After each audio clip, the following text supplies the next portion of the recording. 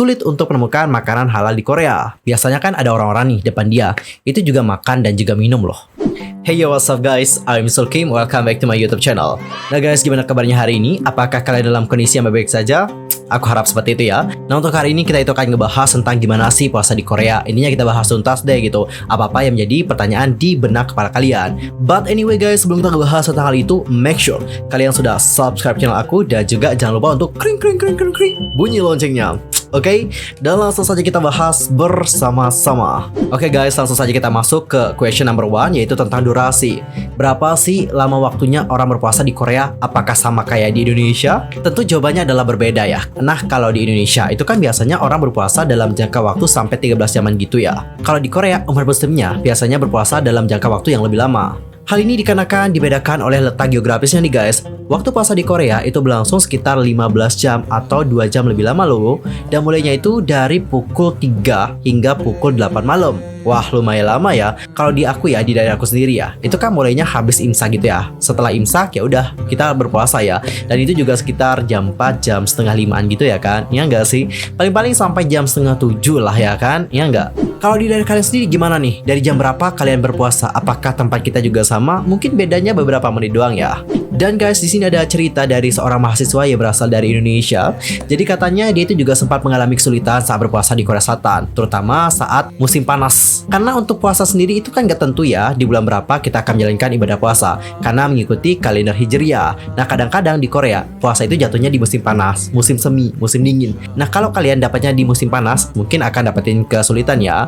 Ya karena kan udaranya juga ya kan lumayan panas gitu. Kalau nggak salah cuacanya itu sampai 33 derajat Celcius. Makanya mereka juga kebanyakan untuk diem aja sih di kampus daripada memilih untuk keluar. Karena kalau keluar wah, nanti tergoda nih guys, nanti hausnya makin menjadi-jadi.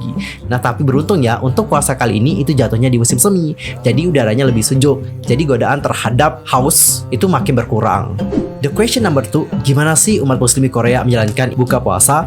Apakah sama kayak di Indonesia, berburu takjil atau semacamnya? Mungkin banyak dari kalian yang berpikir, di Korea kan orangnya minoritas ya, pasti sulit dong dapetin makanan halal. Jadi kemungkinan banyak sekali dari umat muslim di sana kesulitan nih untuk mencari menu berbuka puasa. Tapi guys, jangan salah ya, meskipun di Korea Selatan itu emang minoritas dan mungkin juga memang tidak banyak yang menjual makanan halal, tapi bukan berarti sulit untuk menemukan makanan halal di Korea.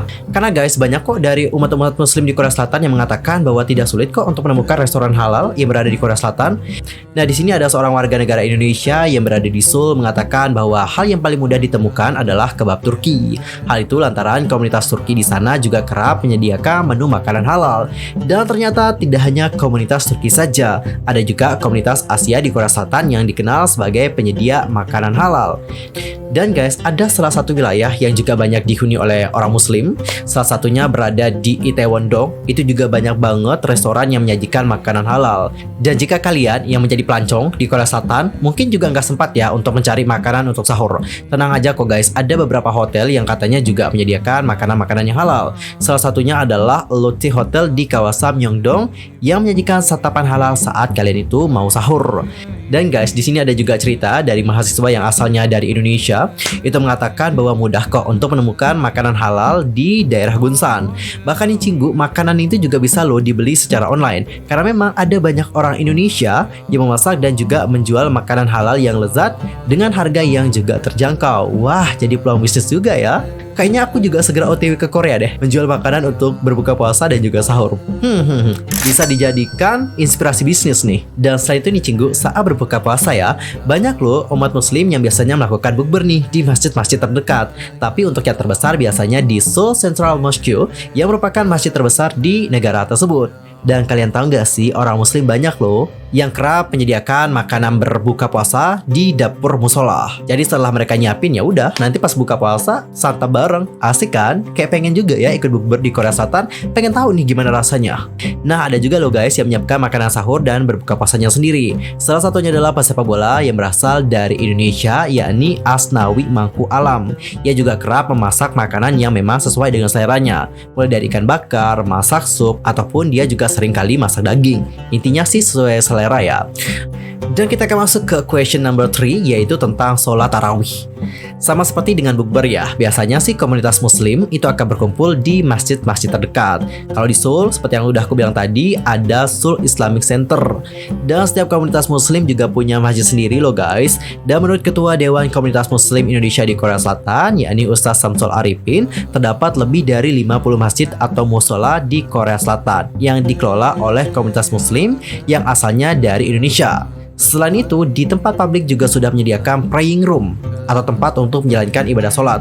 Let's say di Bandara Internasional Incheon di Seoul, tempat ibadah ataupun praying room biasanya tersedia di lokasi umum, hingga ada juga di dalam ruang boarding ataupun waiting room di keberangkatan, yakni di dekat gate 24. Dan kita akan masuk ke question number 4, yaitu tentang bagaimana respon ataupun reaksi dari orang Korea di saat melihat umat muslim menjalankan ibadah puasa. Nah, ini juga tentu sih menjadi pertanyaan kalian ya. Kalian itu juga pasti penasaran banget, apakah orang Korea itu toleran terhadap orang muslim yang menjalankan ibadah puasa? Toleran dalam artian adalah tidak makan dan juga minum di depan orang yang puasa, atau bahkan ngajakin mereka yuk makan bareng. Apakah mereka seperti itu? Nah, di sini ada seorang selebgram. Kalian tahu nggak Ayana Moon? Pasti pada tahu dong Ayana Moon. Masa sih nggak kenal? Pasti udah tahu dong dengan dia. Nah, untuk Ayana Moon sendiri itu mengatakan bahwa di saat dia berpuasa ya, biasanya kan ada orang-orang nih depan dia, itu juga makan dan juga minum loh. Oke, dan menurut aku itu juga wajar terjadi sih. Karena gini guys, bukan berarti mewajarkan apa yang tidak boleh ya. Kayak gini, orang Korea kalau makan dan juga minum di depan orang yang sudah berpuasa itu juga ada banyak alasan loh. Salah satu alasannya adalah dikarenakan mereka juga tidak tahu bahwa yang di depannya juga sedang berpuasa seperti itu. Dan mereka juga mungkin memiliki pengetahuan yang minim tentang bagaimana sih orang berpuasa. Aku rasa seperti itu. Jadi menurut aku hal seperti ini dapat dimaklumi ya guys. Nah, habis itu untuk Kak Ayana Moon juga mengatakan bahwa di saat dia berpuasa itu kan aktivitasnya juga tetap berjalan ya seperti biasa. Dia juga katanya kerap kali ngomong dengan suara yang lebih besar. Jadi mulutnya juga kerap kali kering. Sama kayak aku ya, ngomongnya juga suara besar-besar gitu ya kan. Mulut juga cepat kering. Jadi ini juga tantangan tersendiri buat para pembicara di saat sedang berpuasa. Harus tahan-tahan haus. Karena mulutnya juga cepet banget kering. Di sisi lain banyak juga loh orang Korea yang penasaran gimana sih rasanya saat berpuasa. For example nih, kita ambil story ya dari Kak Benny. Di saat dia itu berpuasa, teman-temannya juga mulai penasaran loh dan bertanya nih sama Kak Ben, Kak Benny gimana sih rasanya berpuasa gitu. Mungkin mereka juga pengen nyoba ya, I guess so. Tapi beneran loh guys, di saat mereka melihat ada yang berpuasa, mereka juga pengen nyoba. Dan kita akan masuk untuk question yang terakhir, yaitu tentang hari raya. Kalian tuh pasti tahu bahwa setelah sebulan lamanya kita berpuasa, kita akan menjalankan Hari Raya Idul Fitri. Dan kalau lebaran kalian biasanya kemana? Biasanya kan kalian tuh pergi ke rumah sanak saudara untuk saling maafkan seperti itu. Atau enggak ke rumah teman, ke rumah kerabat. Habis itu makan-makan gitu kan, makan enak gitu, makan opor, apalah gitu. Eits, jangan bicarakan tentang makanan ya, ntar kalian lapar lagi ya. Soalnya kalau ingat lebaran pasti ingat makanan juga guys. Nah, terus kalau di Korea sendiri gimana nih lebarannya? Apakah sama dengan di Indonesia? Tentu nggak sama ya guys, beda. Kalau di Indonesia kan ada hari untuk libur ya. Kalau di sana juga katanya sih nggak sih. Tetap berjalan seperti biasa aktivitasnya. Jadi gini guys, setelah mereka menjalankan sholat Idul Fitri, habis itu ya udah, aktivitasnya juga kembali seperti biasa.